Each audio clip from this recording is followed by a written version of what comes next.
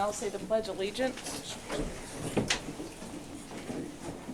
Pledge allegiance to the flag of the United States of America and to the republic for which it stands, one nation, under God, indivisible, with liberty and justice for all. Yeah, I will. Okay. My name is Mel Myers, and I'm the mayor of the city of Sargent, and I'm glad that you joined us this evening. It is my pleasure to introduce the members of the Sargent City Council and city staff that are with us tonight.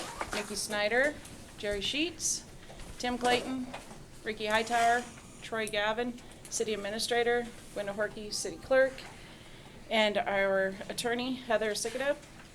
In accordance with section 84-1412 of the Nebraska Revised Statutes, a current copy of the Open Meetings Act is available for review and is posted on the east wall of the meeting room. We'll now have roll call. Roll call. Schneider? Yes. Sheets? Yes. Hightower? Yes. Clayton? Yes. Okay.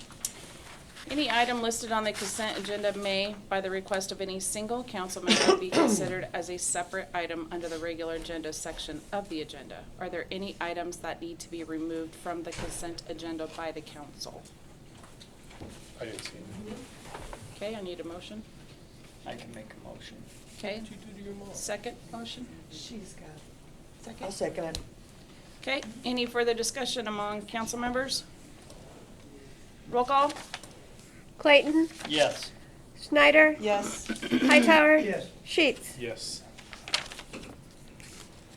Okay, we will start with the NPPD. If you guys would like to talk about the contract. Okay. You want to come up there? Sure. Oh, Is that all I You right? can make it.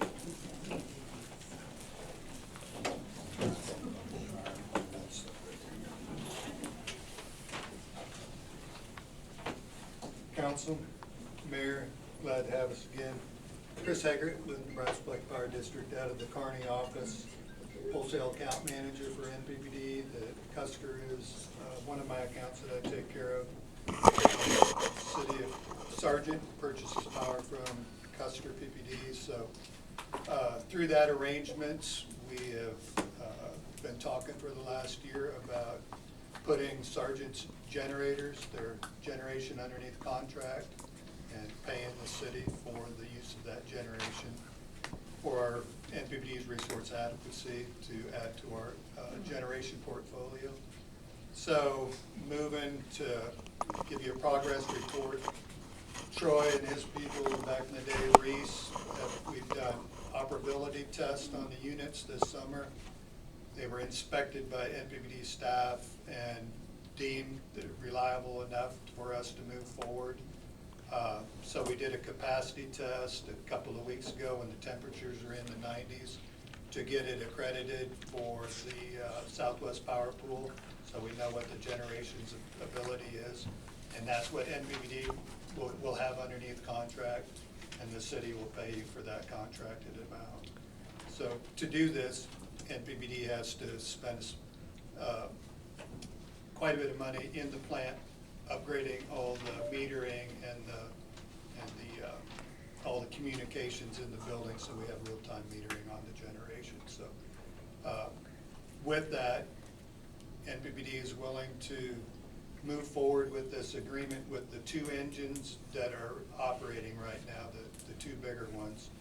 Total of 1,938 kW, which would be about a little less than $85,000 a year to the city in capacity payments from NPPD. Can you say that amount again, please?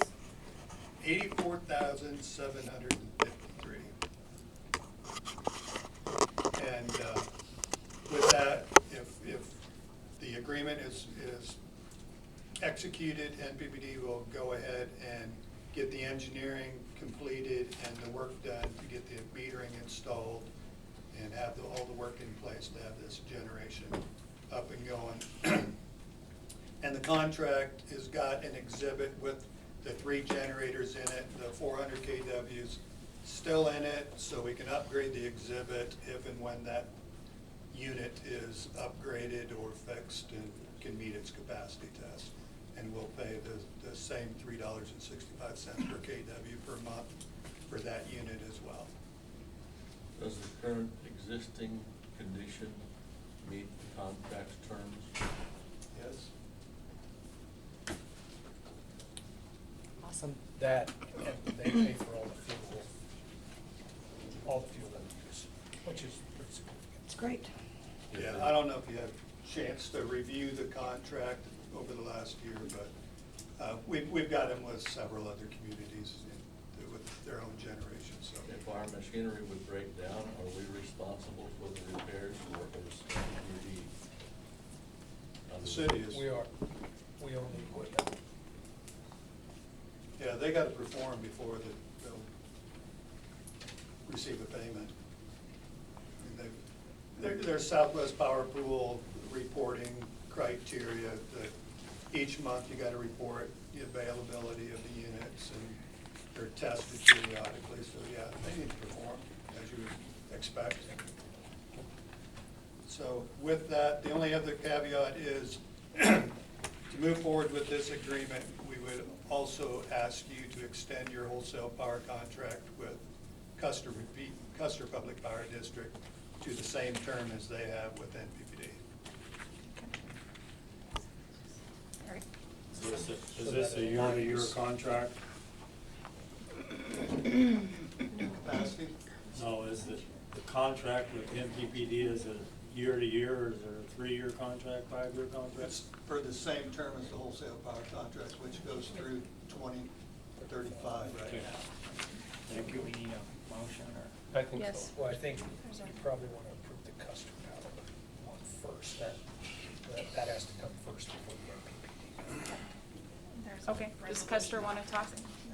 What's that? There's a resolution that needs to be approved, For both Custer and NPPD. authorizing you to sign the agreement. Okay. Do you want me to do that now, or do you want me to do the Custer? If they listen to Custer first, doesn't matter, does it? Doesn't matter. Okay, go ahead. I'll So- move to approve. Go ahead, I'm sorry, Mr. Nelson, my apologies.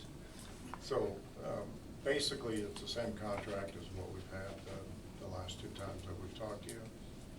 The only change is to change the dates to coincide with the NPPD, our wholesale contract with NPPD. So, Could you tell us who you are, sir? I am Rick Nelson, the General Manager of Custer Public Power. Thank you.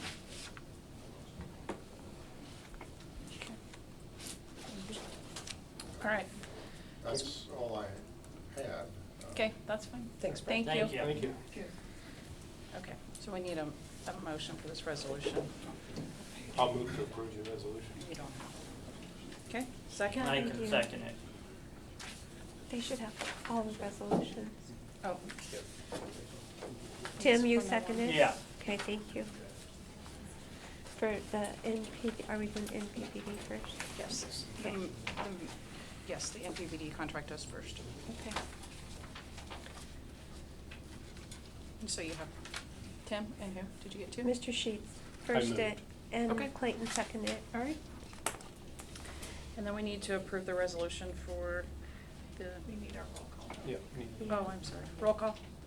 Clayton, Yes. Schneider. Yes. Sheets, Yes. Hightower. Yes. Okay, perfect. All right, then we need to approve or deny the resolution for me to sign for the Custer Public Power. I move to approve with Custer Public. I Okay. can second it. Okay, any further discussion? Roll call? Hightower. Yes. Clayton, Yes. Schneider, Yes. Sheets. Yes. Thank you, guys. Appreciate it. Thank you, appreciate it. Thanks, Chris. Bye, April.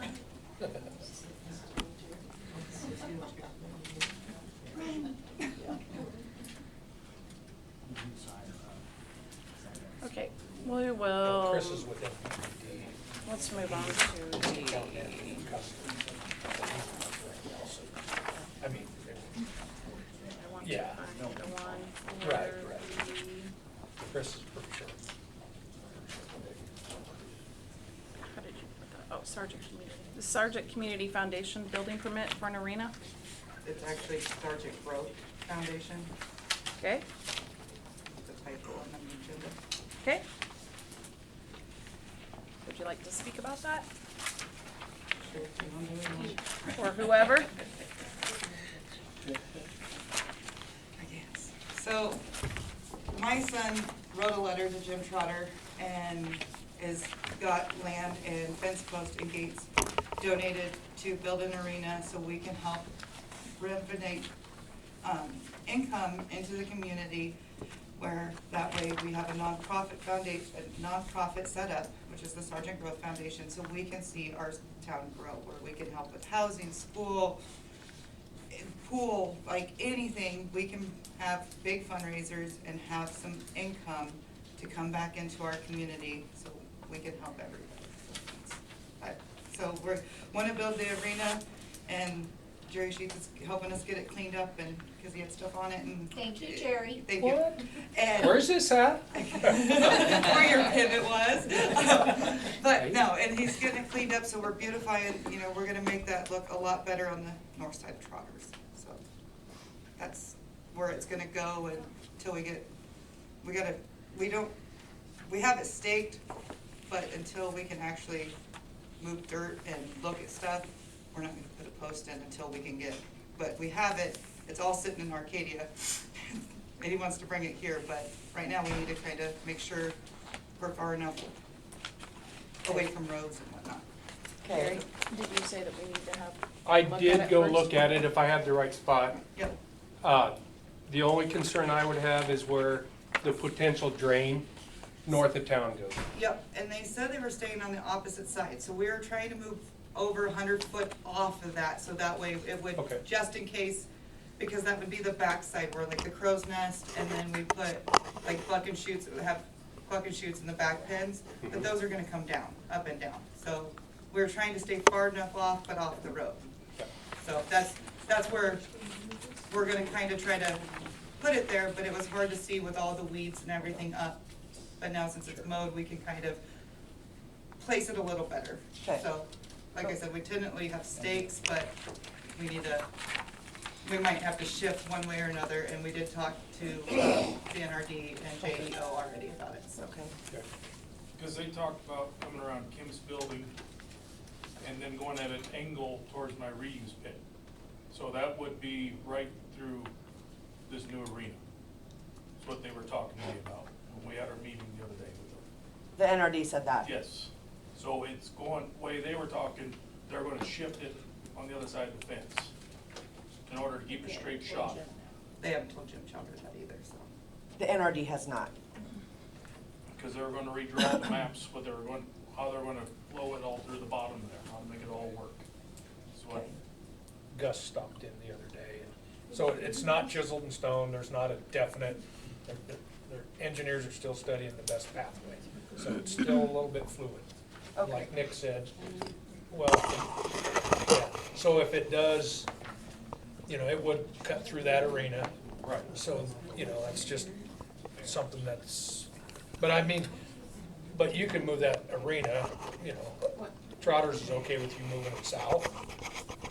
As long as we stay in that property that's on the map. Right. That I sent you guys, that I gave you guys, we have that part of property.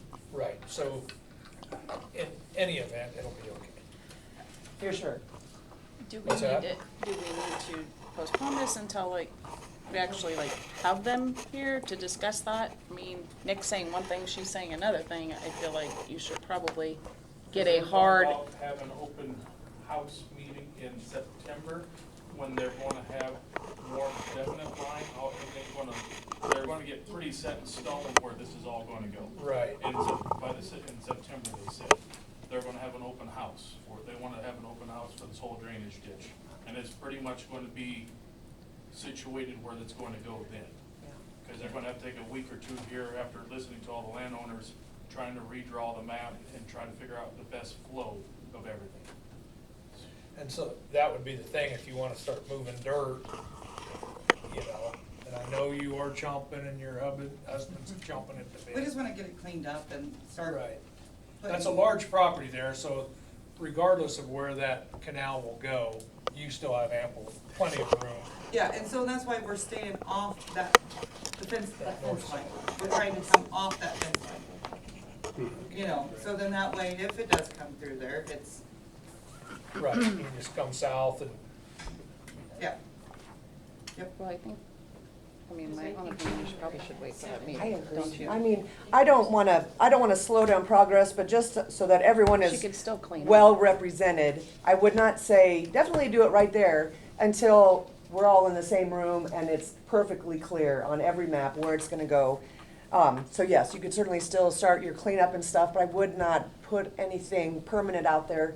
If there's gonna be a meeting in September, I would definitely wanna wait on your building permit until we have it in stone, so that you don't do it all and then they change their minds and then they Yeah, 'cause scoot they it said over. they, when we had the meeting with them, they said they weren't gonna put anything in stone till like 2025 probably, 'cause they need to get things, because landowners are, No, right, but Nick just But said yeah. they're gonna have a meeting where they're gonna have a much better idea, so I think it would behoove us to not, okay.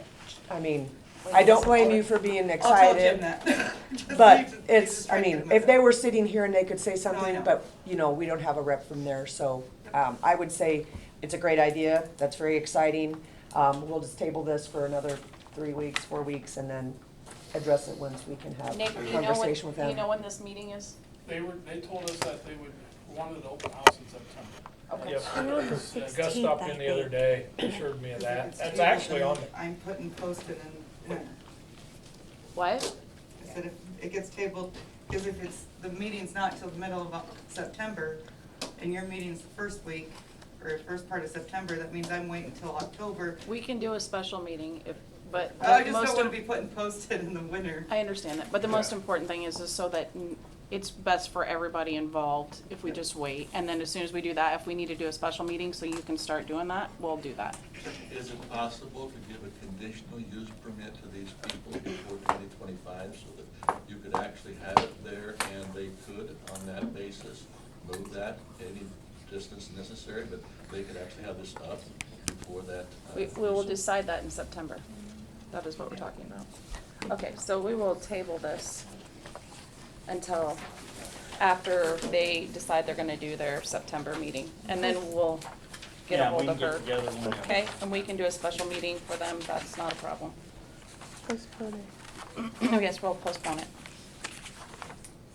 Okay? Do I need a motion for that, please? I'll move that we postpone this until the September meeting. Do I need to fill out a new one? No. No. I'll second. Okay. Any further discussion? Roll call? Clayton, Yes. Hightower, Yes. Schneider, Yes. Sheets. Yes. Okay. Let's move on to the swimming pool. Go ahead.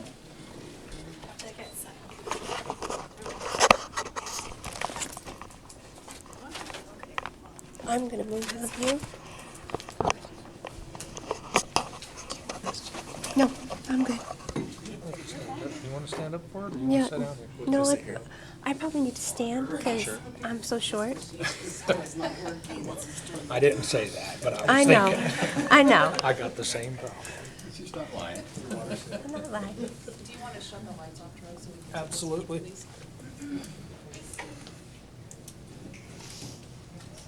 Do you need to, if you need to turn that a little bit, can you guys see that? They probably can't see that. Can you guys see? Yeah, make sure they Yeah, can it's see. good. I mean, it's more important that. Yeah. So can we turn this a little bit?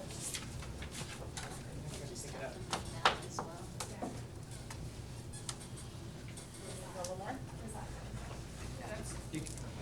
If you need to move to see it, please do. Okay. Cash, can you see this? Plenty good. All right, great. You can turn it back to the east a little if you need to. Can you guys see, Yeah, okay? we're good. I will- Okay. Good evening, everyone, council, mayor. My name is Christina Rugg. I am the 2024 Sergeant Swimming Pool Manager. First off, I'd like to thank the council for the opportunity that they gave to me in entrusting this pool program to me. I know that I'm not a long-term resident of Sargent. I came from California in 2020, and I'd only worked at the pool for 1 year, and so it was a huge responsibility, and I took it incredibly seriously. And so I just really want to thank you for the opportunity to be a part of this. I prepared a presentation for the community and the council, with this being the circumstances that were surrounding the pool and the future of the pool. This is being the last year that it has been approved by the state to be open in its current condition. And we thought that it would be incredibly imperative to share our ending season with the council and the community. So I just want to start off. So these are some of the points that I'm going to be going over in tonight's presentation. Just some things that I'm going to touch on that will kind of highlight what our season looked like this year. So some highlights that we had throughout this season. We had a really impressive year. We showed record numbers in swimmers, and we had numerous successful and fun activities and events. We also ramped up our social media presence in order to highlight this year's experience as shown here. We had increased number of night swims, which was a really popular option on the survey that we sent out last year as part of the pool survey. And this gave more families opportunities to enjoy the pool together. We also had several employee training opportunities in addition to our standard lifeguard training that we generally hold. We also held both public and private swim lessons. We also held several fundraisers through the pool and in coalition with the Pool Revenue Planning Committee. We opened up the pool also for the Twin Loop Volleyball Triathlon, which was a really huge success and a really great training opportunity for the girls. So we really like to share a lot of the things that we did on social media. I feel like in the technology age that we're in now, that's how we get traction and we get people's attention and share our experiences. So first off, I know that everybody wants to know our facts and figures. So I boast about our record numbers, but I did a really, really careful records process this season because I really wanted to document how often we were open, how often we were closed, how often we had events, how often we held aerobics. I also really tracked our funding. I tracked how much snacks we sold, things like that. So as you can see here, I have some fun facts. We sold $2,165.50 in snacks this season.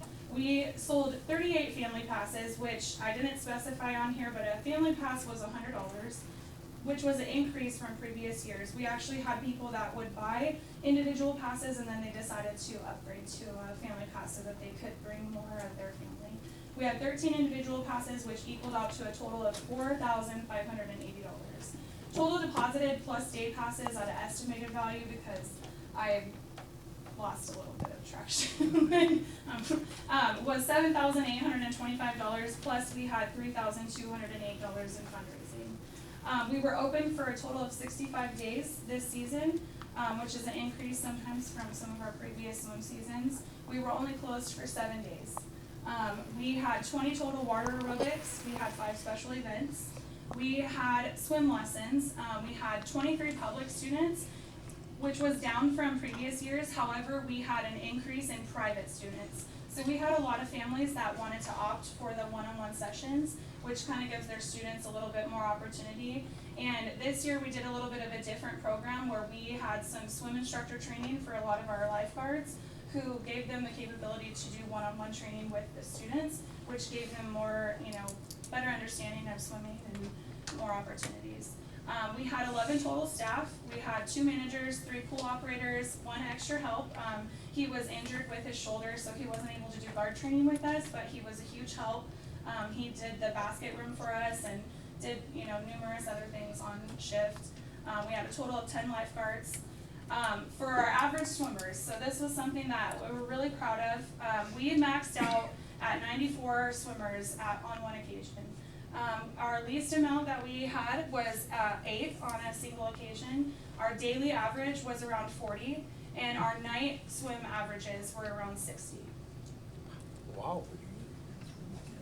So we just definitely wanted to provide as many opportunities for the community to enjoy the pool. We planned multiple events in order to create an environment of education and enjoyment for all ages. So here, we held water aerobics twice weekly on Tuesdays and Thursday evenings. This was a great opportunity for all abilities to exercise in a safe and therapeutic environment. We held 20 sessions throughout the season. We also had several community members come in during open swim time to utilize the pool for therapy purpose. And we also had equipment available for them. We have an accessible swimming pool with a chairlift that allows disabled individuals the ability to enter the pool safely, which we would assist them with. And so we were always available there to help people when they came and they were, possibly injured or they needed to utilize it in some way to help with their therapy needs. We held both public and private. Oh shit, my video's not gonna play. Sorry. Hold on one tick. Just has to take a second. Oh shit. Okay. Well, that's gonna be that. I have to turn on my hotspot for it. It's just slow. Okay, I forgot to do that ahead of time. That's all right. Anyways, I had some fun, maybe I'll exit this and I'm gonna add my hotspot so that I can share these with you because they're really, very special part of. Okay, so let's see. Let's get back into this. There you go. There we go. Okay, sorry. I'm not the most tech savvy person. I had to get a lot of help. So anyways, we held both public and private swim lessons this year. We had a total of 23 public students and 31 private students, like I stated before. We were able to individualize training and do one-to-one with our public sessions this year, which really enabled the children to learn at a faster and safer pace. We attended multiple swim instructor trainings prior to swim lessons this year, which helped bolster the education and confidence in our lifeguards instructing. We held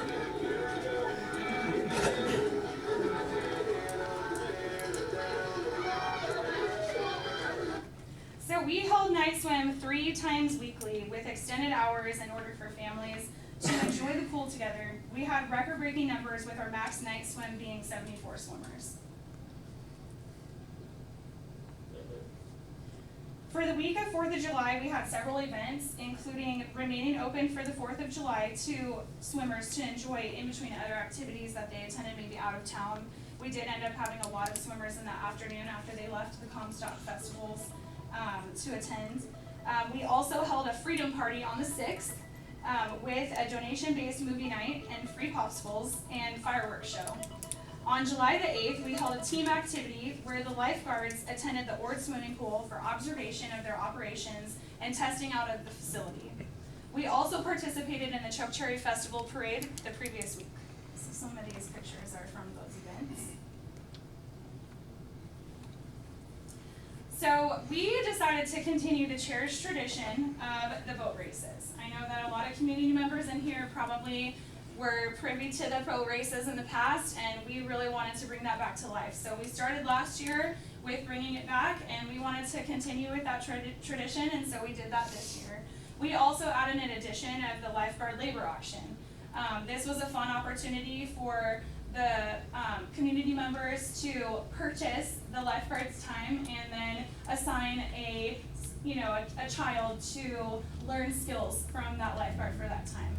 Personally, I taught some lifeguard skills to one of our community members, kiddos, and some diving skills, and it was really fun, and the kids really enjoyed it. And so This was just a really successful and incredibly fun event for the community, and we were able to continue to do this. We had a lot of support from businesses and the school and community members, as well as SWAT. We were able to raise a total of $2,284 with 5 boats and 8 guards participating. We held a final donation-based movie night the closing weekend of the pool. Despite the chilly weather, we still had a good turnout, and we feel that the community really enjoyed this opportunity. We really hope to one day continue with this and have a better, more streamlined process. We also held a back-to-school party for the kids on the closing night swim of the season. We had several donations from members of the community and businesses, and we are so, so thankful. We, again, despite the chilly conditions, this past weekend was just wild. Nebraska likes to throw us curveballs all the time. We had some really dedicated swimmers show up. We like to call them the Polar Bear Club, and they played several games, and they really enjoyed the night, winning prizes, and it was a great time. So we added this new feature to our social media presence. We really felt that the community deserved the spotlight. And so what we did is we started the Sargent Swimmer Spotlight. We really wanted to take the opportunity to showcase all of our swimmers' hard work and dedication to their growing swimming capabilities. And we feel that the community and the parents deserve to see how much hard work these kids put in. It was such an amazing opportunity to see the growth and the challenges that the kids overcame. This honestly was one of my favorite parts that we did this summer, and it was so fun to get a lot of input from the lifeguards themselves who taught these kids personally and who just experienced them on a daily basis and had a lot of really positive things to share about the kids and their experiences and all the things that they were doing. That's probably one of my favorite parts, is seeing how much these kids change from the beginning of the season to the end of the season. You can have a kid who refuses to get under the water, who will not swim whatsoever, and by the end of the season, they're jumping off the diving board. They are humming under the water just like they should. Like, it's really incredible to witness. So we actually have a mural in progress. We got approval from the city to design a mural for the exterior of the current bathhouse. This would be visible to the highway, and the teenagers, our guards and stuff, were helping us work on this. It will showcase the funds that we have been able to raise, as well as our goal. So that little corner over there where the sunshine is, it's going to be like a meter, and it will have like all of our funds and stuff in it. So we try to make it really bright and big, and it will be on the south side of the girls' like shower area, and it will be huge, so it'll be visible from the highway so that people can stay updated on our like fundraising progress. So, of course, we always have to get to the obstacles.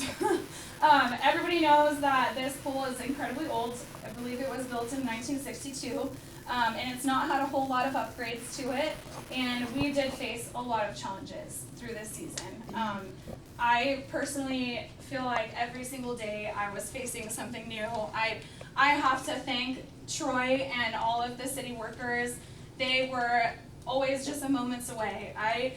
This was new to me, and sometimes I'm not a maintenance worker, and so, they taught me so much about how to fix things, but we consistently had things breaking down, and I really wanted to highlight a lot of the issues that we ran into. So one of the main things that we ran into is when we opened up our sand pit, which is the way that it's our filtration system for the pool, so it's how we clean the water. We have this huge sand pit, and it's in that red little kind of rusty looking thing over there. Everybody that's been to the pool has probably seen it. So we decided to open that up and add some cleanser to it so that we could hopefully boost the capabilities of it. And we discovered that when we opened that up, that the inside of the sand trap is corroding, and it was actually throwing. I have a picture there of some huge chunks of pieces that were coming out of it that were running through our circulation system through the exterior tubing. And we believe that that was partially part of the problem for our recirculation issues, that it was clogging it up. And so we faced a lot of issues with that, constantly trying to flush things, get them out. And so that was really a challenge. And then we also faced a lot of circulation issues to our baby pool. As many of you most know that maybe tried to come to the pool this year, we ended up having to close our baby pool because it would choose when it wanted to fill and it would choose when it didn't want to drain, and then sometimes it would overflow constantly. And so I have pictures there where I was having to sump pump. That was another fun water feature that we told everybody that we were providing at no extra cost. So that was really fun and challenging to have to battle. We had constant issues with a lot of our plumbing. We had issues where we were constantly having to replace tubing. I mean, obviously everybody knows that, that chlorine is incredibly corrosive, and so it breaks down everything. And so, I mean, these guys were down there constantly fixing pipes for me and all kinds of stuff. But that was definitely, some of the things that we really struggled to battle with. I have some other pictures of some of the things. So our slide is, the structure itself is really breaking down. The underside of it is just rusting and falling apart. We really tried to seal every crack that we could with some silicone caulking, and we joked at the end of the season that it was more caulking than it was, structure. It was safe, of course. Like we passed our state inspection. None of these things really came up because we worked incredibly hard daily to make sure that we had a safe facility, but it was a challenge. And in our bathhouse, I know that a lot of you have probably been in there. It's very old. The flooring is starting to break down. There's a lot of really slick spots. We have drainage issues in there. We're constantly in there with little brooms trying to force the water to go in certain directions and stuff. It just created a lot of extra work for everyone involved.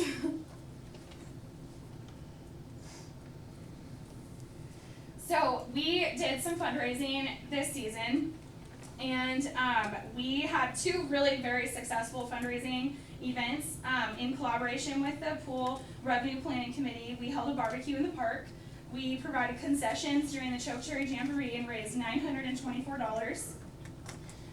The staff at the pool then held the boat races and lifeguard auction, and we were able to raise $2,284, which I mentioned before. We had a total of 5 boats and 8 guards. I forget to count myself sometimes. So I reached out to all of our guards and some of the community members, in talking with them, and we really wanted to see what type of impact the pool had on their lives. We received so many impressive stories that really just touched me and moved me about how this was really such a huge part of growing up here in Sargent and such a huge thing that we went through. I'd like to read these to you because they're really impressive. Cooper Keefe shared this first one with us. She said, "Have you ever had something that you looked forward to? Growing up, there were 3 things that I looked forward to at summer and was approaching: sleeping in, a tan, and going to the Sargent swimming pool. I was the type of kid who could go swimming every single day no matter how hot or cold it was. I loved learning new things from different lifeguards, or simply just learning to become a better swimmer by practicing the strokes I learned at swimming lessons. I loved seeing the pride our community had in the swimming pool. I was able to make so many friends while swimming at the pool. I can still remember the first time I went off the diving board. I felt like I was the coolest kid ever. Being able to jump off and swim to the wall, are you kidding me?" I can literally hear that in her voice. I've never talked to Cooper. "Only lifeguards can do that. Now fast forward a few years, I've now been a lifeguard for 2 years. Never in a million years did I ever think for a second I would be able to be a lifeguard. It scared me to think that I would ever have to rescue a person, and most importantly, the management we have. I was asked, what impact has the Sargent pool made on you?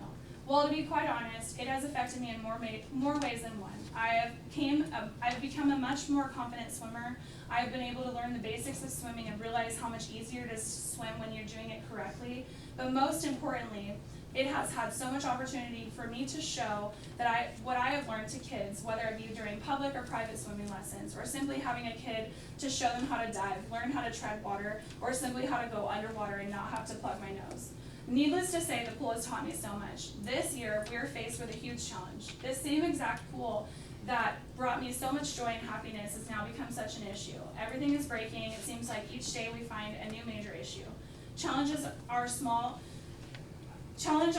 community to come together as one. Let's learn the facts, see our opinions, and combine together and make Sargent Swimming Pool the place to be. This pool has had so many great opportunities for not only the kids but adults and high school students. It allows us to learn social skills, but not only that, it helps us to learn how to work together. Yes, most of us play on a sports team and should know how to work together, but when you're in a setting like lifeguarding, you always have to be working together. Whether it be cleaning and preparing to open for the day, checking kids in, watching the pool together, helping the manager close for the night, you're always working with someone. It also allows us to learn how to deal with all different scenarios. The pool has had so many opportunities, and not as only a place parents can drop off the kiddos while they go run errands, but it also allows kids to do something other than play on their phones, iPads, TV, whatever it may be. Why would we want to take so much away from our amazing community? Why take opportunities away? Why take something kids look forward to all year? Why take profit away from our businesses? Please, please, please help us save the Sargent Swimming Pool. The next one is from Carson Vincent. Every time I think of summer memories, I think of my time at the pool as a kid. Whether it was swimming lessons, pool parties, or a typical day at the pool. I spent most of my summer at the pool playing with Cooper and my other swimming buddies. As a kid, the pool taught me how to swim, which is a huge life skill. How to play with other kids, how to imagine. And it allowed me to be outside and active. So when I got the opportunity to be a lifeguard last year, I was so excited because I could finally give back to a place that gave me so much. Working in the pool has allowed me to see all the hard work and commitment it takes to run the pool. Keeping the pool in our town is essential for maintaining a strong sense of community. The pool provides a safe place for people of all ages. Like I previously stated, the pool provides community events, social gatherings, and swimming lessons, which builds connections and promotes water safety. The pool brings not only the people of Sargent, but our patrons from other communities together. This is why preserving the pool is vital for the continued growth, happiness, and well-being of our community. And then I was speaking with a couple of other members of our community, and Gwenda shared this with me. And she said that when she was recovering from the loss of her son, that what saved her from her grief was taking the kids to the pool and getting in the water. People didn't realize how water is so healing, and having the kids there to help keep her busy saved her. And then in talking with Mary McDaniel, she gave me permission to share this. When John was a kid, he almost drowned in the river. He was swimming with a group of kids, and they got caught in the current. The Kissel boy drowned. John was able to pull himself out and get to the bank. John supported the pool because of this tragedy. He was for the pool, and he even left a memorial for the pool. John would come to water aerobics, and he would swim even while on oxygen. He would float his tank alongside him, and he went as long as he could stand. The girls shared some photos with us of them growing up at the pool and taking swimming lessons when they were children, and I just thought it would be, it would remind everyone of when they were probably growing up at the pool. We heard so many fun stories talking with people on our door-to-door adventures this last month, and we heard fun stories about people sneaking into the pool back in the day and creating shenanigans, and all of the, like adults and parents who had been lifeguards, and then their children who had been lifeguards. And it was just really impactful, and it was really, it really moved us in showing the impact that it has on us. So we really like to thank you. These are all of our lifeguards from this season. We couldn't have had this incredible season without all of the support from the city of Sargent, and the maintenance crew, and the city clerk, and our city manager, and the city council, and the mayor, and all of our community members.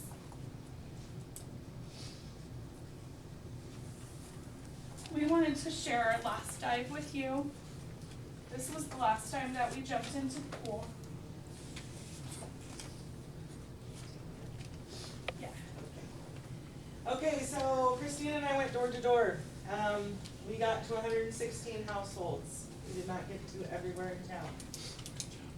Of the 116 houses that we went to, Sargent seems like a small town till you start going door to door. That is for sure. Plus, everyone wants to visit, and it's so great. Like, we got a lot of positive feedback. We got great feedback. You'd spend 15-20 minutes at the house, and maybe they'd give you some great suggestions that you could look into. But overall, out of the 116 that we went to, 71 households would like a new pool. 43 would like to repair, and 2 would like to do nothing. So, as most of you know, it would be, if we talk to you, it's gonna be $2 million to repair and about $4 million for a new. But I think the presentation we gave kind of shows you what an impact our pool has on our community either way. The committee has raised about $67,000 this year. Altogether, that's what we have, which is pretty awesome for the community size that we have. What am I forgetting? I think that's it. I mean, we had some questions that we faced a little consistently. It was just about the tax information and homestead exemptions, and so that would definitely be something that we would have to dive deeper into and find more information about through the bond agent and things like that. And I'm sure that's something that will get addressed in the future. And a couple of those repair numbers that, yes, if they were homestead exempt, then they would go up to the new pool. But I called a couple different places on that, and I got a couple different answers. So, yeah, we need to talk to our bond agent for that after I called Custer County. Does anybody have any questions for us? Christina, you did a fantastic job, and you did a very good job.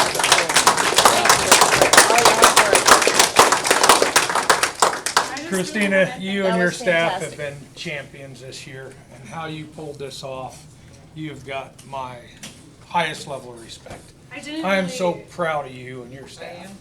I didn't really get to share too much about. Yes. On the 38 family passes and 13 singles, how many of those were city and how many were country? Oh, that's actually a really great question. And I do have the information in my, at home, like with all of my paperwork, that would tell me who they Because the city has to were. pay for it, but it's called country. Why can't the country go in? Well, I called the state fire marshal months and months ago, and I said, hey, could we put this on the fire district? And they told me, no, we cannot put it on the fire district. That you don't put a pool on a fire district, is what I was told, because that would have opened us up to the country people. But unfortunately, we can't do that. The other option would be trying to go together with the school, and putting it on the school ballot, but, I don't know if that would be a possibility, but we're gonna push it back longer the more we stall on this, and we only have so many opportunities to pass this bond. That's why the council wanted us to go door to door and come back and speak to them about what we found. We want the bond to pass next time. Go ahead. Just to add to that, as being a voting member and being at those meetings a year and a half ago when this talk all kind of started, ultimately, a new pool would be owned by the city of Sargent, right, and its residents. And so your patrons that support it, that live out in the country, don't, have access. They're gonna utilize it, but they don't, they're not a voting member and things like that. So ultimately, it's coming down to that. Now, does anybody wanna, forego over $4 million for a new pool? Nobody does. Why do we have to have such a fancy pool? I don't know how fancy it is. I know. But that's my own opinion. I think it's if you go to other towns, it's kind of whatever, but it's kind of the same as what everybody's doing. Where's my clipboard?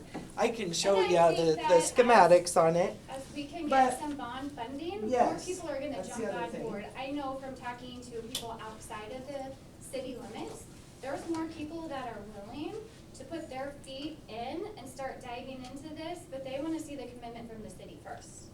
And so, until we can, start moving in that, and ultimately, we as, the pool committee are kind of at a standstill on the grants and stuff that we can apply for until we have that secured financial backing, which is gonna come from a bond. So it's gonna take a year, next year we won't have a pool at all. No. So why can't we Either wait a way, couple we're not. years? We've applied, Gwen has applied for $1 million grant, so we've done that.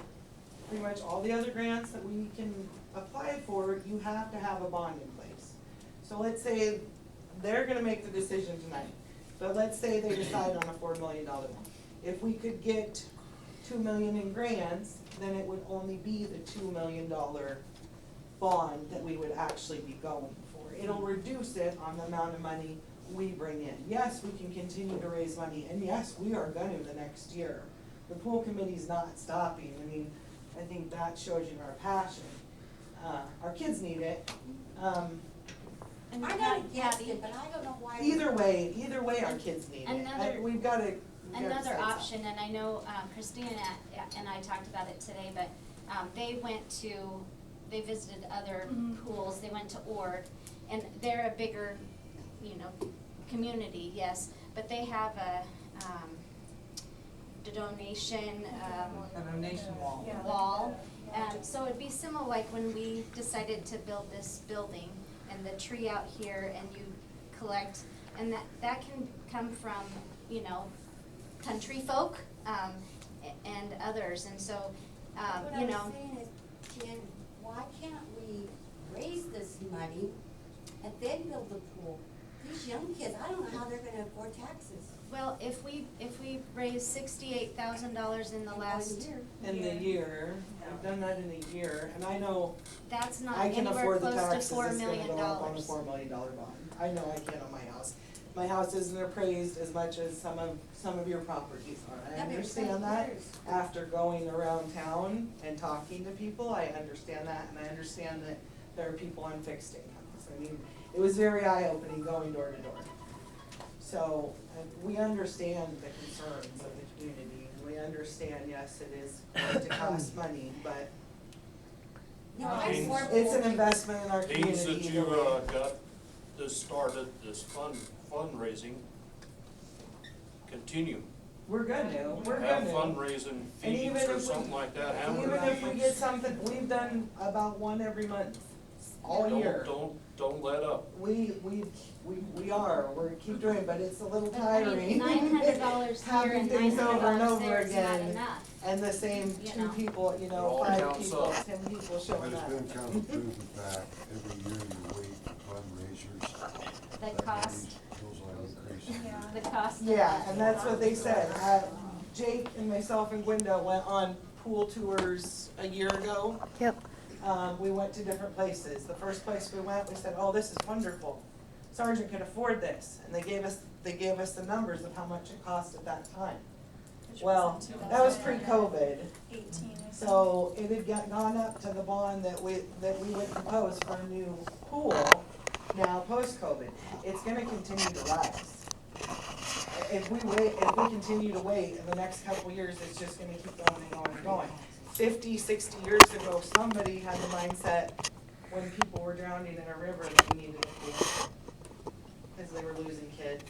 And that's the last thing I wanna see in this community, is that we're losing any kids, whatever we do. Did you get many out of town? We did from Taylor and. Yeah, Oh, yeah. so We're in we the had- country.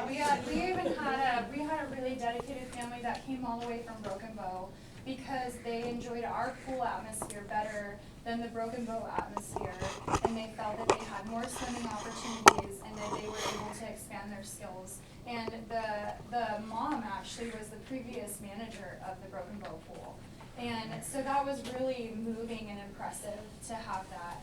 And we just took that as a challenge that we are dedicated to raising funds for this pool. We do not want to put this burden on the people. This is something that we're fighting for hard. You know, we are really pushing to try to get as many opportunities as we can. And that's why, you know, I did more of like the social media things, because I'm determined to make this pool go viral. I'm just saying it. Like that's a trendy thing, but I'm gonna get traction somewhere. So I do not want the people to have to pay off this bond. That is my goal and that's my mission. I'm incredibly passionate about this project now, and I really want, in talking with our business owners who own multiple properties, you know, I don't want this to impact them. I don't want, they're full on supportive for the pool, but I don't want this to cause their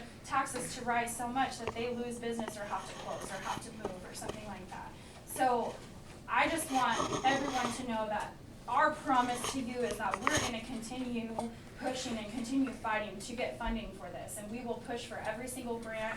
We've spoken to community members who have told us that they will help us to review grants. We can find a grant writer who will also help us find that targeted, you know, audience to get these things approved so that we can get this paid for. You know, and so that's you know what we're really trying to do. And I think in a small town, you know, our pool committee is made up of 5 individuals, and we're all full-time moms and dads working full-time jobs and donating our time for various other organizations and such. And so, you know, if you're not in the financial capacity to be able to, you know, help with some of these fundraising events, but if you could volunteer time, you know, we want to do more, but there's times that we're limited because of our full-time jobs and other commitments that we have with our own families, that we're limited to what we can do. So, you know, we will graciously accept any and all help that is available. So if financially you're not in the position that you can give, your time is just as valuable to us as well. Well, as a business person, I've been in it for 45 years, and anytime we miss something like this, it helps. Every time we lose something in this town, we lose business. I know this isn't a money-making thing, but it is also good for the kids. And I'm also a retired, semi-retired person, so I'm on a kind of a fixed income too, so I do know that it will impact me too, but I also know it's very vital. As far as I'm concerned, it's a plus. So that's my input as a business person and as a retired person, so. Thank you. If we don't have it and they go elsewhere, they'll do other things.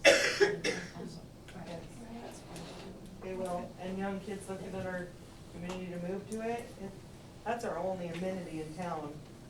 That's the only thing we can send people to have something to do. That other communities don't have. Yeah, and that's something a young couple would look at with little kids, if we have one, you know? I don't know. I guess it's up to these guys. What's that? Ultimately, this could attract, you know, the evaluations on your house too, that if the time came, but if the time came that I wanted to move, if there were assets within this community that would attract young families here, I might be better able to sell my house. Yeah. You could afford the taxes and move here. You know, I mean, I know, everything's. You're gonna pay taxes anywhere you live. I mean, you are. So Ginger, if we apply for this $3 million or $4 million grant or bond, and then we get grants for millions of dollars, say $1 or $2 million. Then it Will just be that down to. bond be reduced? Yes, So then it would our just. taxes would not go up as much? Then we're looking at like the $2 million bond. Yeah, because So it then would pay those off- would be your numbers. It would pay off a portion of that bond, so then the only responsibility that we would have towards our taxes would potentially be 2 million or 1 million, depending on what was decided. And so that's the goal, is to get that bond paid off in advance of having to tax the people, so that it doesn't put that burden. And my fear, I guess, in fixing is when we went on the pool tour, the second pool we saw was a fixed pool, and it was pretty run down already from the money that they had invested into it. And Larry told me, which I understand because my husband and I have completely remodeled our house. He said, when you go into that pool, it's just like working on an old house.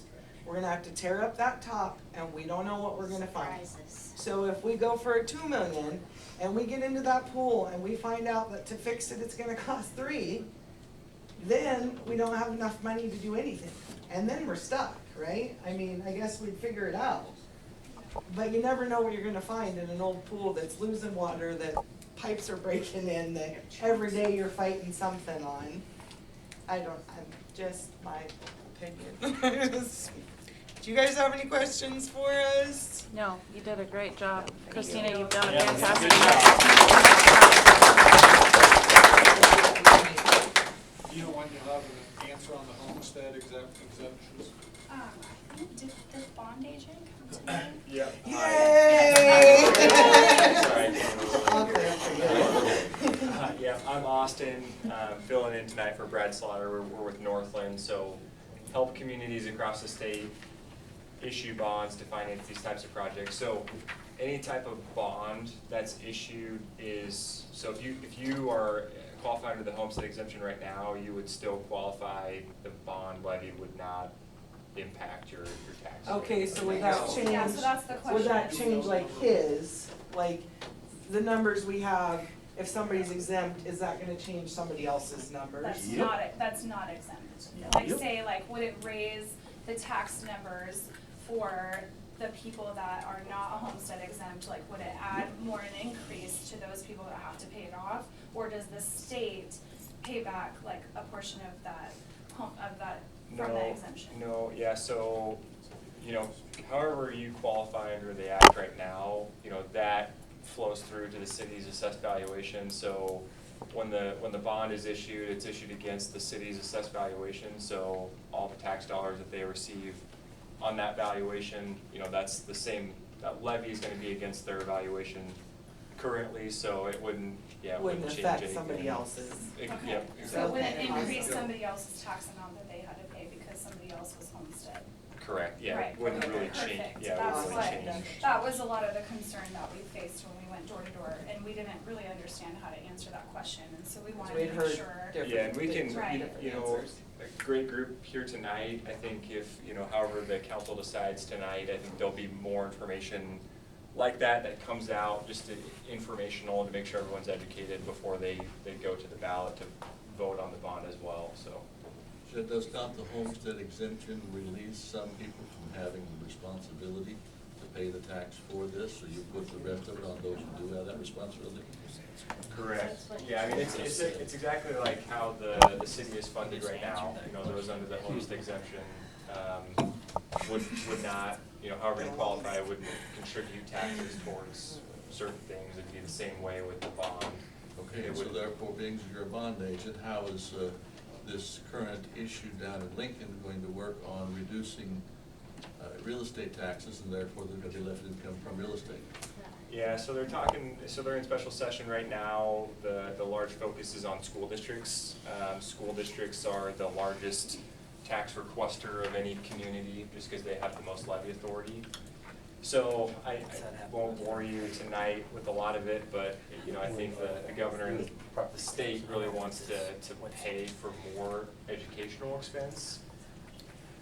Do that in a number of ways, none of which we think are making a lot of traction, but potentially making teachers employees of the state, reducing school districts' general fund levies. They get $1.05 right now of what they could levy, so they want to reduce that over several years down to 30 cents and have the state fund more of it. We don't really see anything, we're kind of on the city side of things, so we don't really see anything that would affect city bond financings for a number of projects, for voted pool issues, for how you fund streets, water, sewer issues, things like that. We don't see a lot of that being talked about. There is some language about capping how much you can request every year. They've done it with school districts already, but in terms of bonds, which are generally outside of your levy limits, don't see a lot of that talk in Lincoln right now. Thank you. Yep. How will the interest be scheduled, payments? Will they be annual or will they be? Typically semi-annual interest. So yeah, so these bonds can go out 20 years. That's kind of your statutory amortization of how far out. You can repay the bond over time, and so, yeah, you'll generally make one big principal payment every year, and then make interest payments twice a year. And as your valuation grows slightly over time as well, if new valuation comes online with new buildings, new homes, things like that, that levy, if you do need a levy to repay the bond, that levy can come down over time as well. And we do see, we do see pool bonds get refinanced, get paid off early.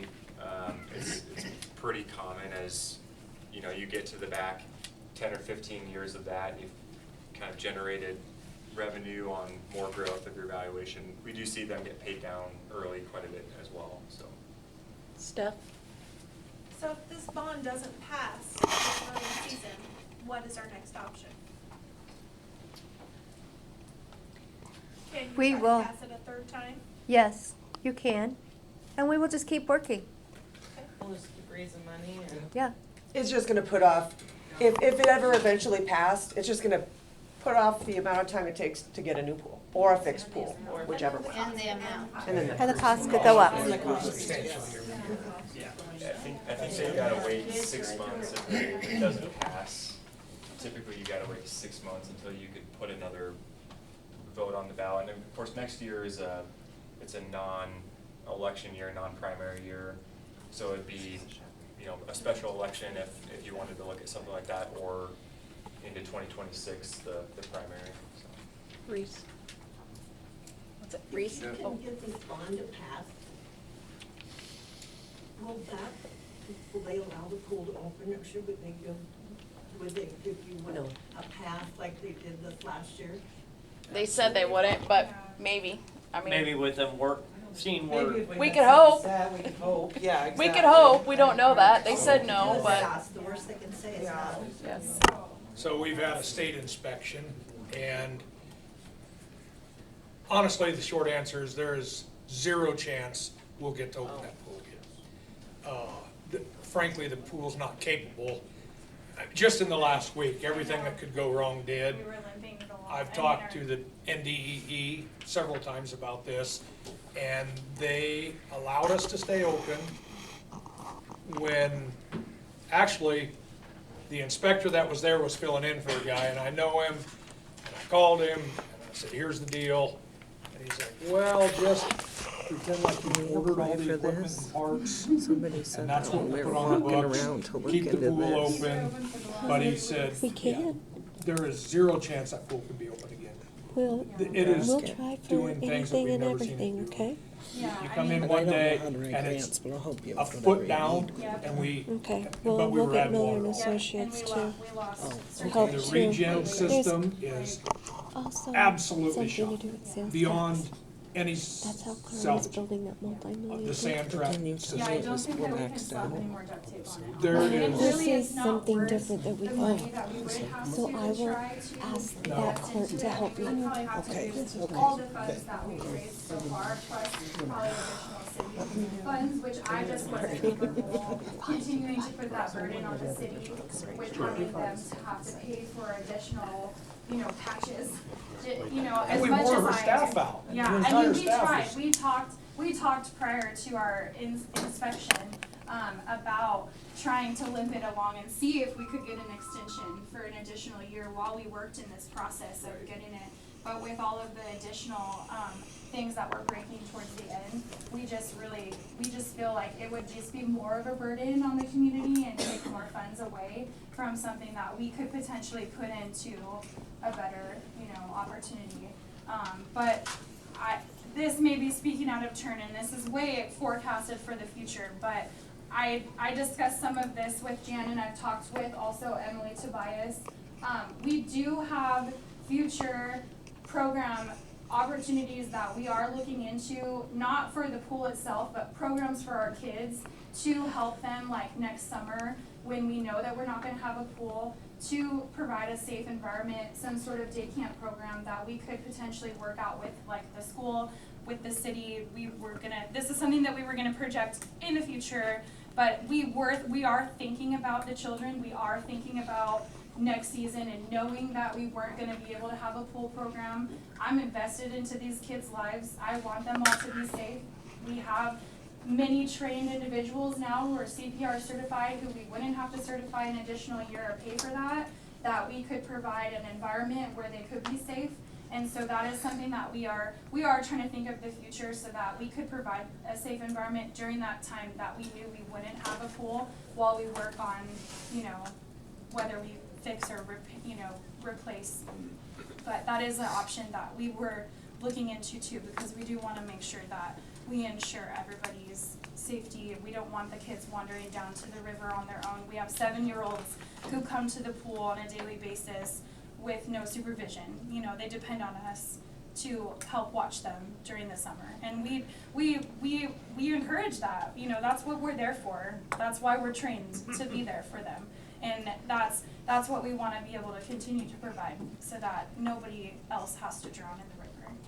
So I understand that this pool, if you're gonna build a new one, is gonna be closed for one building season, is that what I understand? That's what we've been Either projected, way, yes. It should be 1 year? Yeah, that it would take a one season If you fix or to. build new, either Yeah. way. Reese? Excuse me. I don't wanna make it sound like I'm anti-pools, because I'm not. Pool's very, very important.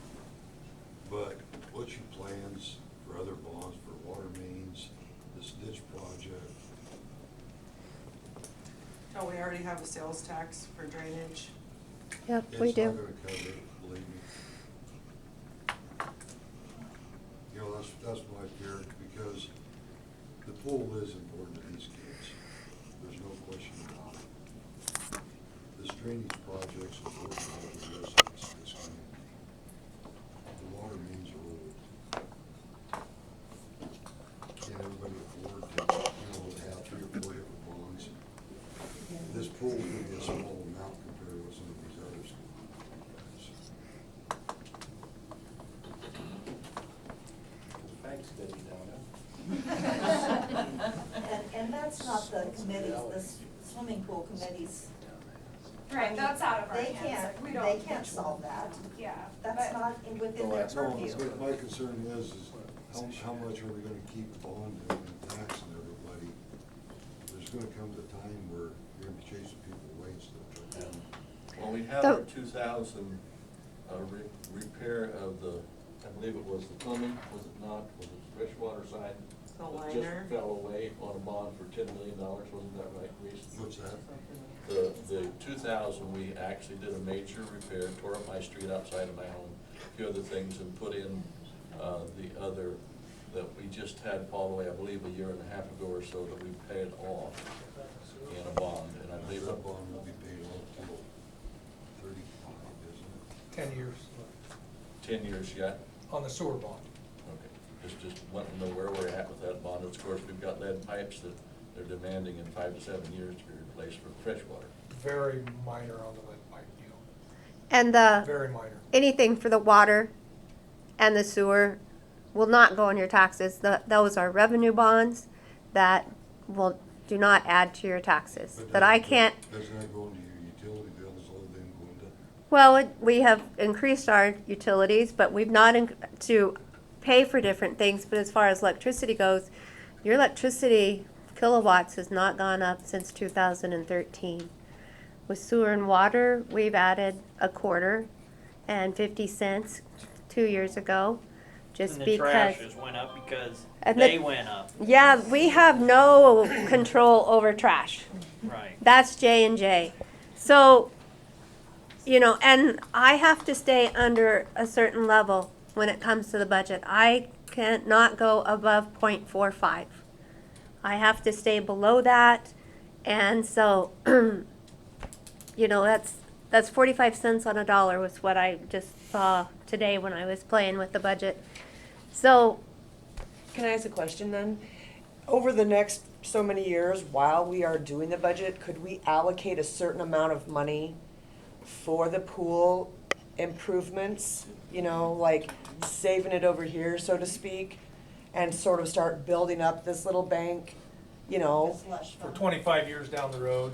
Well, or for now, let's say these people want this pool and we're gonna pass the bond.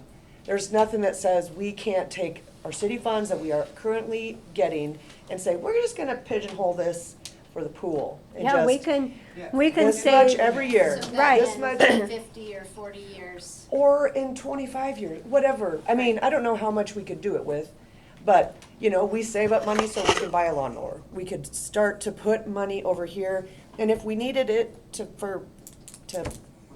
offset the cost of the pool or to pay back the bond, couldn't we do that? If we are I mean, we're taking money and we're saying, this is what it's for. You know, we're just gonna count on it. That money, we're not spending it. It's gonna sit here, and if need be, it can go to the, yeah, we can put money away for this year for next year's payment, should we I mean, start on it.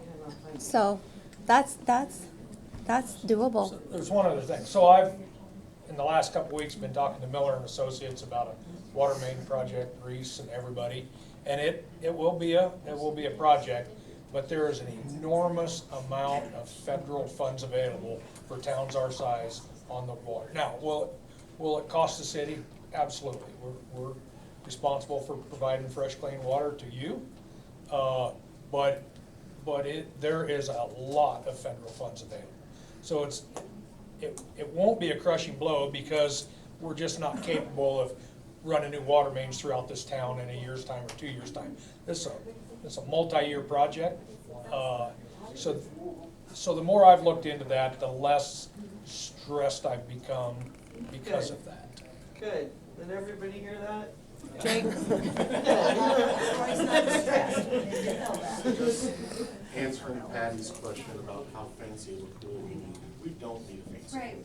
pool. But it's not fancy. Yeah, It's not really fancy. Yeah, and the It's Miller not and fancy. yeah, went to. and Miller and Any Associates amenities that we also, want, we are gonna keep raising money right, to put those in place. So Right. we need Yeah, a the hole, extra stuff we're water, planning on. that's all Yeah. we need. And what do you see as extra stuff? I mean, Like I shade, the see a shades. climbing wall. yeah, that's climbing extra. wall, that would be The extra, slide would the be shades, extra. the shades would be Um, extra.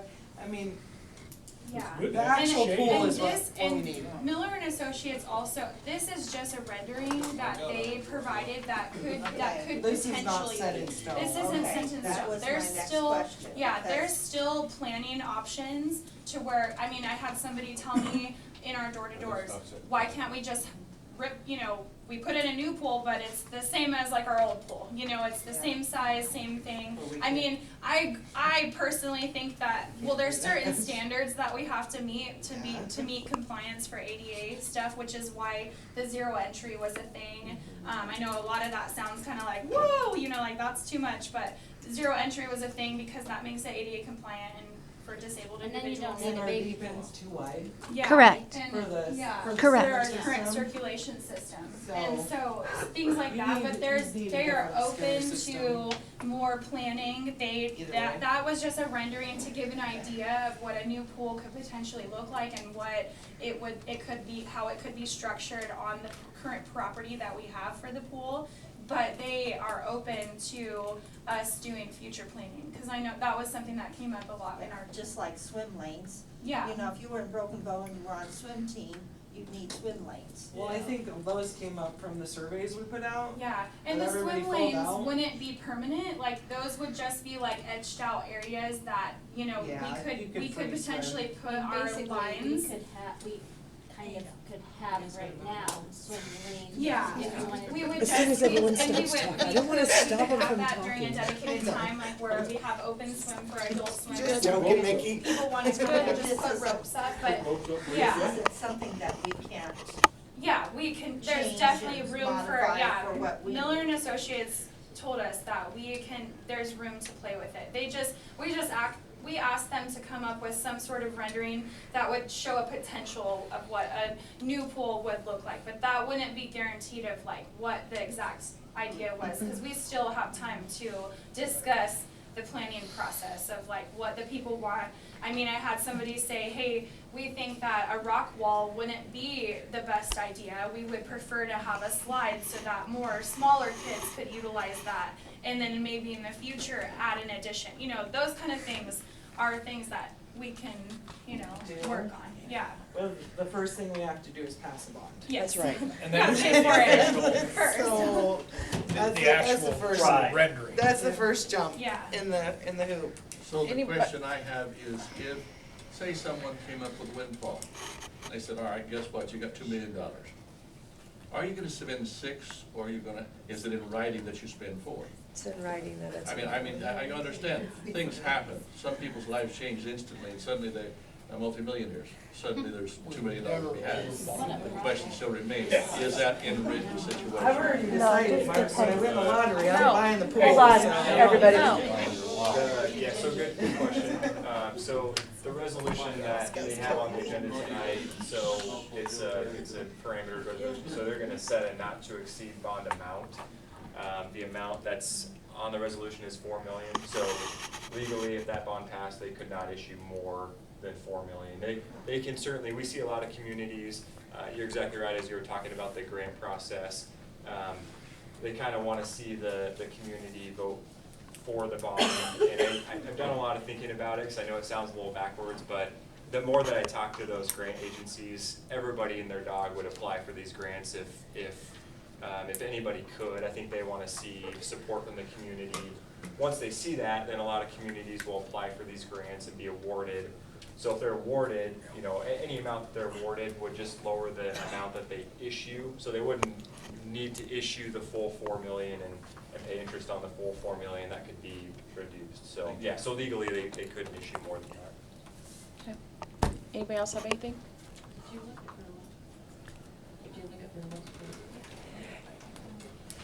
Okay, so let's move on to the, thank you very much, Christina. Yeah, thank you. Ginger, you guys did a Yes, great thank you, job. everybody. Good. Yes. All right, number 4, to approve or deny the resolution for the pool bond. So the resolution is that, a resolution of the mayor and the city council of the city of Sargent, Nebraska.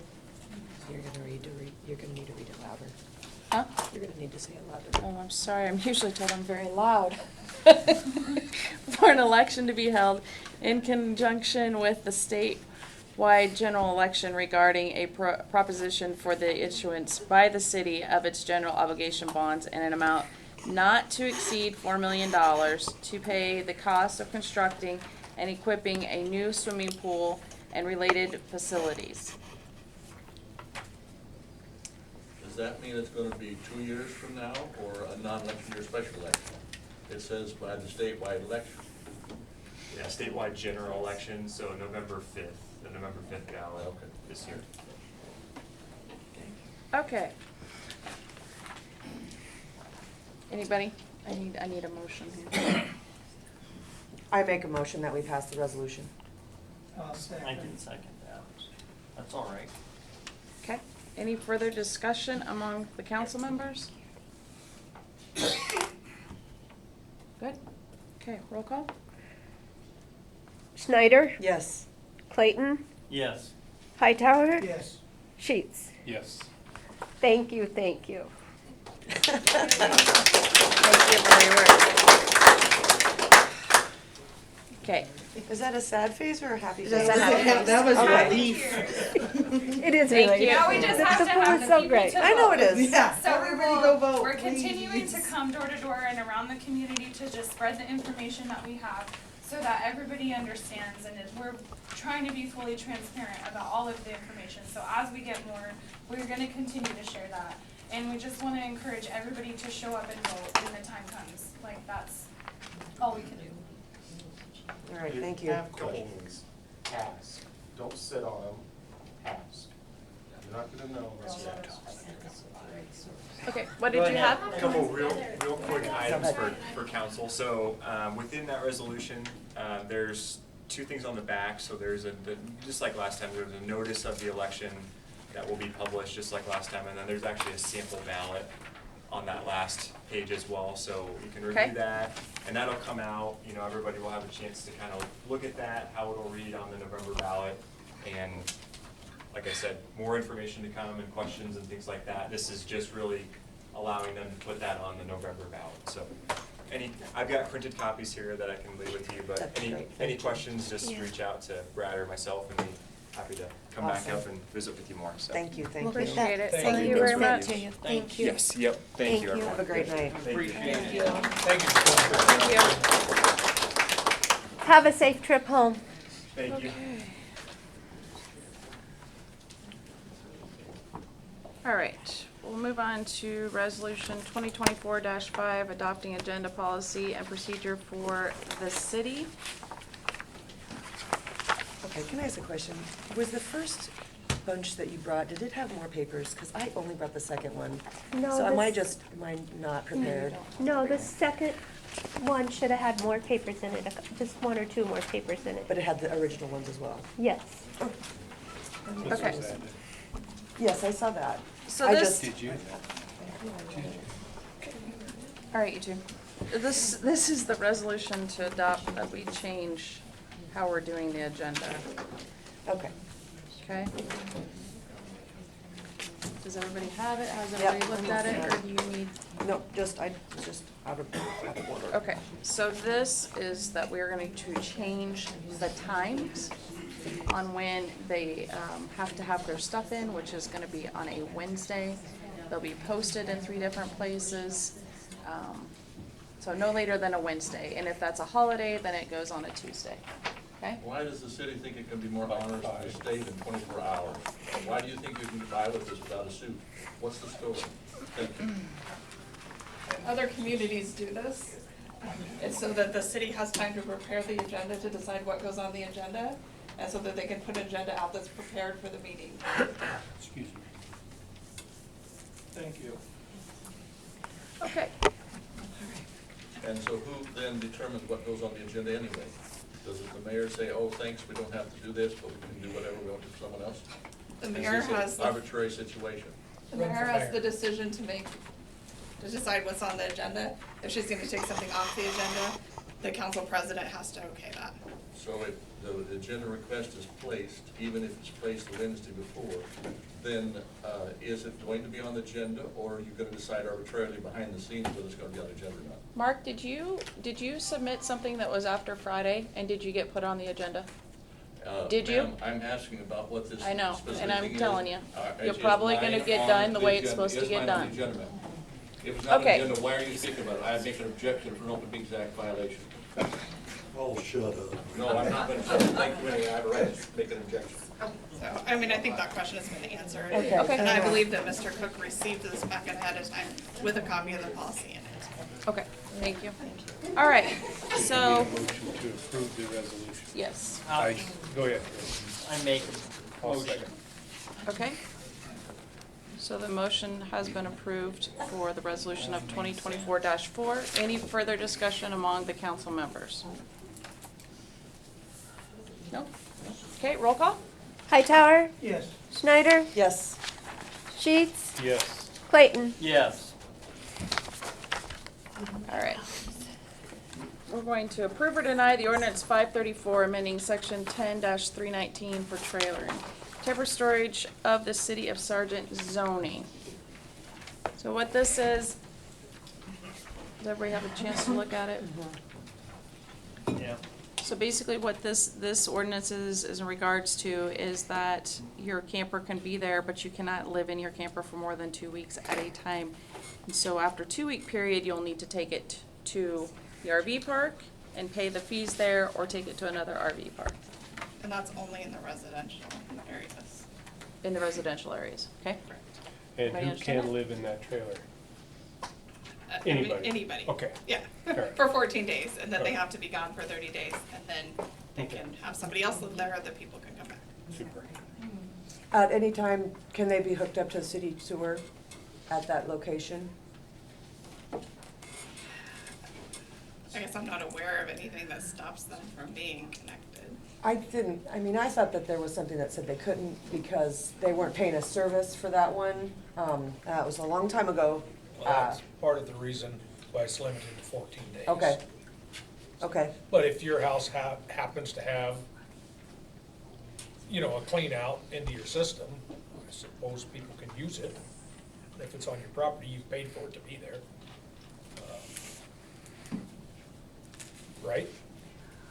I'm asking. Yeah. I just wanna, I'm looking If around. if you have the ability to dump your camper into the city sewer on your property, then you can do that. And there's no way for us to prevent you from doing that. Okay. Your own camper, Correct. Are they getting billed? not your neighbor's. See, that's what I'm, What's that? Are they gonna get billed then? Billed for dumping in the city sewer? Yeah. No, not on your own property. Your own camper on your own property is what I understood. What's the difference than dumping your house then? How do you do that? Huh? How do you do that at your own house if you don't have the ability to dump? So, So I don't need to pay for my sewer if I'm dumping it in the sewer for my house then? What's the difference if you had a trailer house? You need. because you're not living in your trailer, Louis. Well, if And they're it's- living For in it. two It's not a weeks, trailer house, it's a we mobile can afford, home. we A can camper. afford for you to A dump. camper. It's a camper. It's just a camper for 2 weeks. So if, How do you police that? Who's gonna be the poop police here? That's why I'm asking. Yeah, so, We don't charge people to dump at the RV park. what's that? We don't charge people to dump at the We RV do. park. $5. That's For non-residents. for non-residents. Oh, yeah, good point. okay. So really, that's question answered. It is answered. However, the water that you generally would dump in the sewer at your own home would normally be from your own home, and you're already paying for sewer water for that anyway. I just was clarifying, Mark, so I understand. I'm not understood arguing, I'm clearly. just saying that's one. You're not arguing, that's But funny. The question I have is, Okay. what right does the city have to tell me that after 14 days, somebody can't sleep in my camper one night in 30 days? I'd like to know where that comes from, and if you're gonna take away that right, then you can pay for it, because you're taking away a right that you have a responsibility for. In other words, if someone has to come in my home or my property, and Okay. I have a camper, and it's been used 14 days, then if someone wants to come and visit me for one night, you can't do that for 30 days. That's taking away a right, they have to go to a hotel, something else, who's gonna pay for that? I mean, the city has a right to set rules regarding zoning, and that's what they're doing, so. and we have an RV park right down the street. Great to live And it in. has all hookups. That's I've right. lived in it. It's great to live in. Sorry. And it was cheaper than a So hotel. do you need a motion, or what do we? Yep. I Please. make a We have to mo- waive the Oh, reading on okay, 3 different okay. occasions, and then you can approve it, I'm ready sorry. to roll. You are. What did you say, Heather? We have to have a motion to waive the readings on 3 different occasions. Okay, I'm sure Someone needs it's, to introduce it. Do you I need the just- paper, Mickey? I don't think I have the right piece of paper, so, yes, I can. All right, I move that the statutory law, oops, actually, first, I'm gonna introduce ordinance 534. Ordinance 534, an ordinance of the City of Sargent, Custer County, Nebraska, amending section 10.319, trailers, temporary storage of the City of Sargent zoning regulations, and repealing all conflicting ordinances and providing for an effective date. I move that the statutory law requiring reading of ordinances on 3 successive days be suspended, that ordinance 534 be read by number only and then placed on final passage. And I object, I believe that the law is in Second. place that it should take 3 Yes, different readings. second. Okay, any further discussion among council members? Okay, Roll call. roll call. Hightower? Yes. Schneider? Yes. Sheets? Yes. Clayton? Yes. Ordinance number 534. I move that the ordinance 534 be passed, approved, and published as provided by law. I'll second. You read the ordinance publicly? The question before the council is, shall ordinance number 534 be passed and adopted? Roll call. Hightower? Yes. Schneider? Yes. Clayton? Yes. Sheets? Yes. I declare ordinance number 534 duly adopted. Councilmember? I move to. No, just skip that item. Oh, okay, sorry. Just reading off Sorry. the script. I know. Do I need to read this? Any further discussion among council members on that? Did you do the roll call? Okay, you're good. Whew, Lord, that was tough. All right. Next one is adding section. Ordinance number 535. Oh, that's utilities. I'm sorry. Right? It's right. We What need was that this section. for? That one was just campers. This one's I for know, but campers. what is this? Yeah. What is this? Some years ago. 535 is utilities. And It they lived probably in their has to do house, with but they squatters. plugged in a camper for, I guess, for a length of time to stay. Mm-hmm. Are they kind of talking the same thing? Mm-hmm. Because I know Pete was told to do that. Yeah, I know people have done it from time to time, ever since I moved home. Mhm. Okay. Approve or deny ordinance number 535 according to section 50-06, utilities generally billing of the city of Sargent. The introduction of the ordinance is now in order. Oh, I can't do Okay, like that. have we said what it is? This is all No. screwed up. Yeah, I think mine is out of order, or I don't have all the Yeah. pages. I didn't Okay, put so this someone up. want to introduce it? I don't know which, I 535. It's an ordinance number 535, an ordinance of the City of Sargent, Nebraska, adding section 50.06, utilities generally, billing of the City of Sargent, Nebraska Code of Ordinances, repealing all ordinances and sections in conflict herewithin, and providing a time when this ordinance shall be in full force and effect. So this one has to do with not. Yeah, so essentially the bill would go to the landlord, to whoever owns the property, instead of to the tenants. And that's mainly because if they don't pay their bills, it gets assessed against the property, so the landlord would ultimately be responsible. So we're just making sure the landlord's aware if the tenant gets behind. If the landlord decides they want the tenant to come in and pay the bill, that's fine, but the bill will go to the landlord. okay, that makes sense. That makes All right, sense. thank you. Thank Sorry. you for clarifying. You bet. How can somebody be responsible for an electric bill that didn't use the electricity? That doesn't even make sense. Because they own the property. The renter uses the electricity, not the They own landlord. the property, own it. As I say, the renter uses the property, the Okay. electricity. Okay. So we need a motion here? Okay, I move that the statutory law requiring the reading of ordinances on 3 successive days be suspended, and that ordinance 535 be read by number only and then placed on final passage. And I object to the I'll ordinance second. not being handled. Any further discussion among council members? Roll call? Clayton? Yes. Schneider? Yes. Sheets? Yes. Hightower? Yes. Ordinance number 535. I move that ordinance 535 be passed, approved, and published as provided by law. I'll second. The question before council is, shall ordinance number 535 be passed or adopted? Yes, roll call. Hightower? Yes. Schneider? Yes. Sheets? Yes. Clayton? Yes. I declare ordinance number 535 duly adopted. All right. One more ordinance. One more ordinance. So this is ordinance 536, adding section 131-06, maintaining disorderly housing, prohibited to the code of the ordinance of the city of the Sargent. So this one is for squatters. That they can't just come into your house.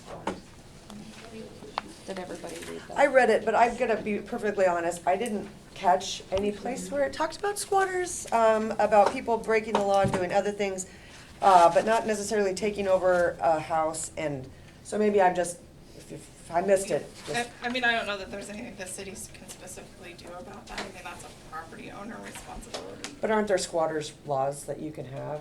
I thought that's what I this mean- had, I thought that's what we were, our attempt was with this particular ordinance. That's just what I thought. This thing makes it illegal to tell someone this fortune. We gotta have that. Okay, can you say that again, Greg? This, words on paper, among that is that you can't tell fortunes. Somebody else's fortune in your house. Okay, yeah, I get that part. That's stupid. They've already passed gambling laws in the state of Nebraska, and you're allowing that. Yeah, There why are other you things doing that- this? You're saying that a What do roof you can't be used. consider to disorderly? Just a minute. disorderly- Heather, can you just explain that to them, please? house? Okay, hold on, let Heather talk. So, I mean, there's a definition of a disorderly house Speak in up. here. There's a definition of the disorderly house in the ordinance. It's any place that there's illegal acts being committed, if they're disturbing the neighborhood, being kept and maintained, And that's not already law? for public indecency, manufacturing drugs, controlled It's not substances, illegal now. gambling, acts of indecency. If those occur more than twice in a calendar That's year, not illegal now. There aren't an ordinance that That's said right. that. I think you got it mispresented over here on this disorderly. Like, okay, you got, how do you determine a disorderly? Who's gonna police that? I mean, the Who's gonna city police, determine that your house is disorderly? Law enforcement. law enforcement, the police chief can give notice to the owner to cease the conduct. If they don't do that, the city Okay, council. well, what's gonna say that, okay, Tom Klebb's house over there that he stores his tractor in is disorderly? Well, that's a different kind of disorderly. Well, it That's a should nuisance. say that in this amendment. But, I mean, did you read the whole thing? I say that it's misrepresented over here in this amendment. It should specify that. There's a difference between a nuisance property, which will still be in the code, and this is a disorderly house.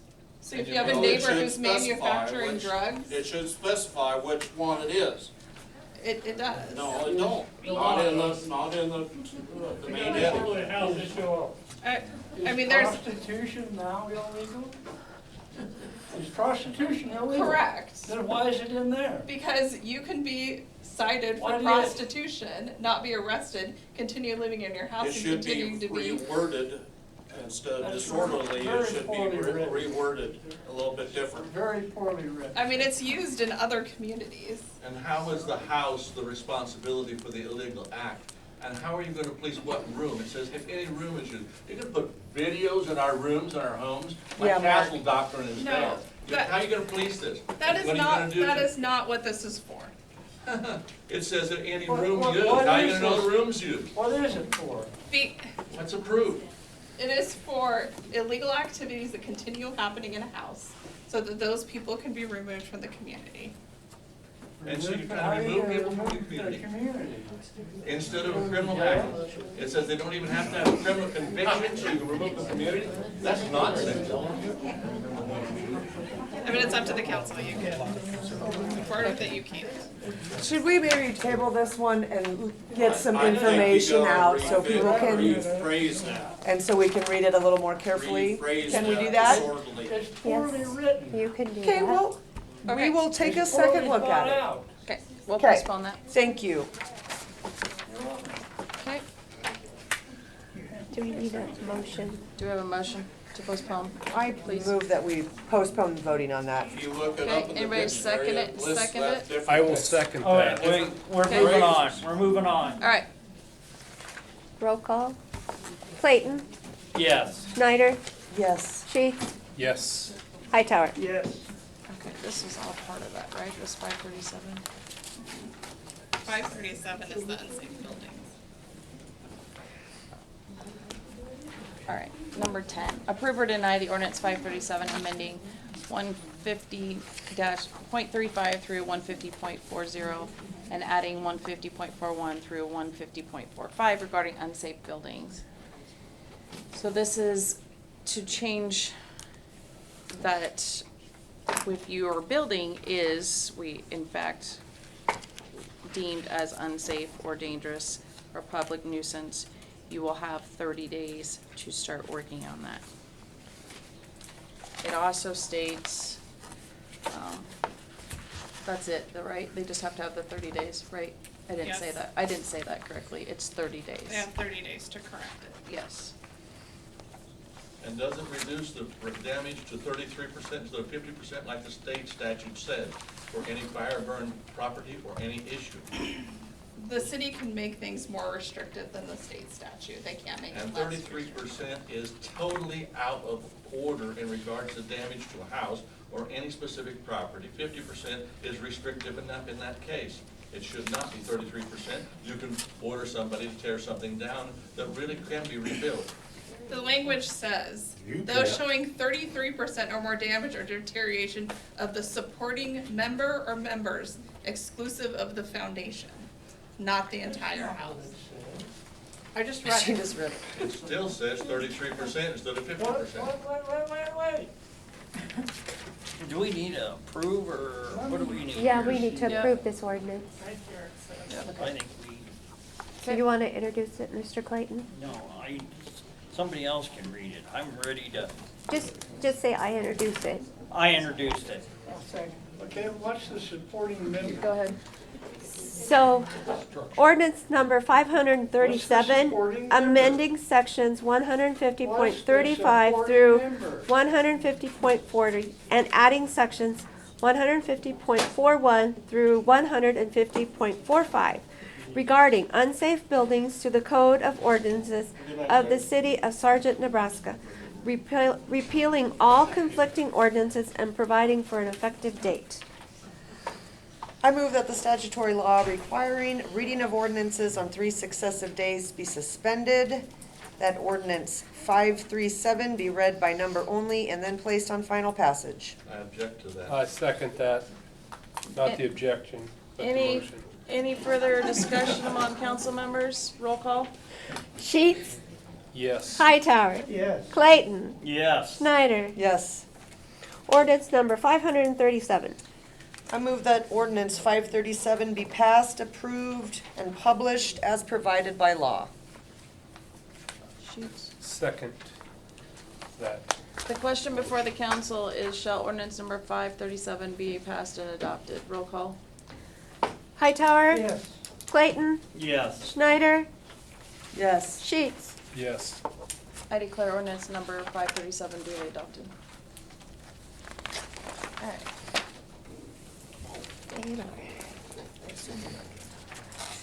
Correct. All right, approve or deny the A&R agreement. Okay, Heather, do you want to talk about that? She got something worked out on that, so we will have to pay some money, but not as much money as originally.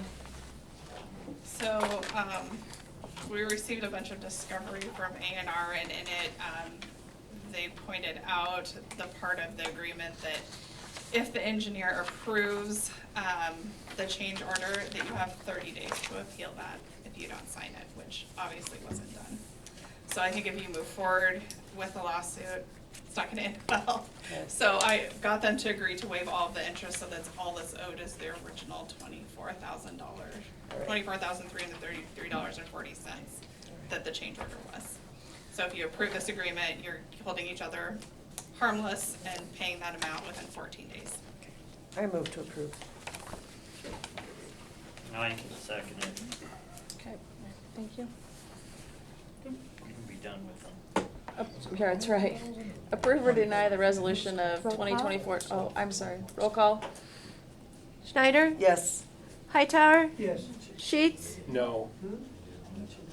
Clayton. Yes. Okay. 12, approve or deny the resolution of 2024-5, mayor to sign the annual certification of program. It's something we have to do every year. The state requires it for a part of our highway allocation funds. I move to approve it. I'll second. Any further discussion? Roll call. Clayton, Yes. Hightower, Yes. Schneider, Yes. Sheets. Yes. All right. Approve or deny Mark Cook's request to live in the camper next to his home. I requested a waiver because we have a house fire, and we are consistently working on the repair of the specific item, the home. We also are taking care of the waste elsewhere, so there isn't an issue there either. We're just simply trying to make it so that we can be much closer to our home and at the same time use our property and our equipment. Is it safe? And we've asked a waiver for that on this agenda item. 2 blocks is not far from your home. I say I will not support this. 2 blocks is not far from your home. It does not interfere with you being able to do anything at all with your home. I'm not arguing Not, with you, I not, requested not a at all. waiver. That's all I'm just saying, and that's my opinion, so. No, by the way, I have to have this in place for the insurance company to even pay for setting up at your city site, so therefore, it doesn't make any difference. I just simply had to make this point, and so as I say, I would request that we were able to keep it there. But regardless, one way or another, it goes to the insurance company, so that's the idea. Okay, then we can just give it to the insurance. All right. Okay, I need somebody to vote one way or another. Do you approve or deny that? I vote to deny the waiver. Second. I mean, I move to. Okay. Any further discussion among council members? Roll call? Clayton, Yes. Schneider, Yes. Hightower, Yes. Sheets. Yes. All right. I'm sorry, I will do this short. All right, does anybody have any citizens' comments? Very briefly. I just want to mention that Friday night is the Celebrating Sergeant Banquet, and we have a lot of you and members that are have been nominated for the awards, and it's going to be fun and good food. So I have tickets if anybody would like some. And this main speaker is in the room. Troy is going to be speaking. So anyway, so it's going to be fun, and I would love to sell you some tickets if you have not already purchased. $20. I know, how about Good time. It's we gotta 7 take a o'clock. bath and break. Like, That's fine. Wait, 5? I need a nose break. Oh, hang on. We're not going anywhere, I'll be right back. Social hour is 6 to 7, separate Sunday. Your wife is here. Oh, my God. Sorry, we're just, we needed to go. He's taking a break. The Celebrating Sergeant I second that. is on the 16th on Friday. Here. Troy, you won't be speaking on Tijuana. You know, it's hard telling. I veer left and veer right once in a while. Probably not as bad as Trump. It's here from 9 to 3. We just hope he gets elected. And you've got a pretty interesting video to show. A young man. Thanks for coming. And we're serving lunch. Thank you. Grandson did a TED talk regarding. And I thought you looked familiar. And do you ever listen to TED Talks? Are you familiar with them? Google it. This is a worldwide thing. Okay. And it's a very prestigious thing Is to this get. council still in session? Oh, I don't want to talk about Has it been in Yes, session? they just went into recess to use the restroom. Oh, I didn't see any vote. I make an objection. It's a very prestigious opportunity to be invited to give a TED Talk. So he comes back once a month. So it's just observations about how American soldiers. So it kind of plays into, kind of speaks to what I've seen in my travels from California to the East Coast, from Canada to Texas. And yeah. She went to the restroom, so she'll be right back. Okay. I was impressed with this young man. I don't want to play that game. Sorry. Just kind of what, you know, I'm a dreamer. And I'm a naive optimist. Always have been. I think it's served me well. And I think anything's possible. But I think there's some towns that succeed versus towns that don't. And